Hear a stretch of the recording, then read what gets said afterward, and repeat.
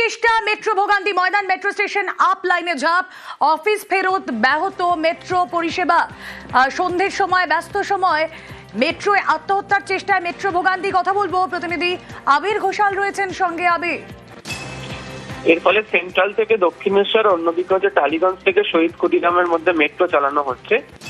টালিগঞ্জ থেকে বাকি অংশ পর্যন্ত, মাঝের অংশে মেট্রো চলাচল এখনো পর্যন্ত বন্ধ। মেট্রো কর্তৃপক্ষের বক্তব্য, দ্রুত তারা পরিস্থিতি স্বাভাবিক করে দেওয়ার চেষ্টা করছে।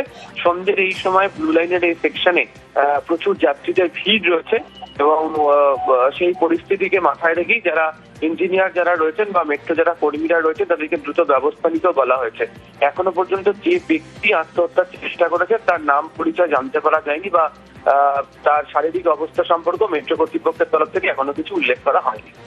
দেখো আবির, বারবার এই ধরনের ঘটনা ঘটে এবং বারবার দেখতে হয় যে সেখানে বারবার সাধারণ মানুষকে ভোগান্তির শিকার হতে হয়। মেট্রো কর্তৃপক্ষের কোনো ব্যবস্থা?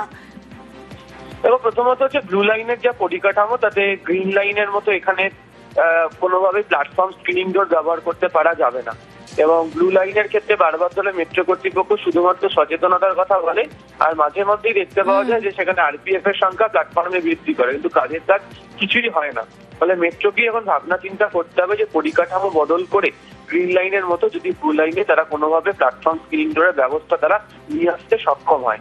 এই বিষয়ে আলোচনা শুরু হয়েছিল, যদিও সেই প্রক্রিয়া অনেকটা দূর এগিয়েছিল এমন মেট্রো রেলের কর্তারাও বলে উঠতে পারছেন না। ফলে স্বাভাবিকভাবেই ঘটনাগুলি ঘটছে এবং যাত্রীদেরকে সকাল বিকাল বিভিন্ন সময় অত্যন্ত ব্যস্ততম রুটের বা লাইনে ব্লু লাইনে ভোগান্তির শিকার হতে হয় যাত্রীদেরকে। বেশ।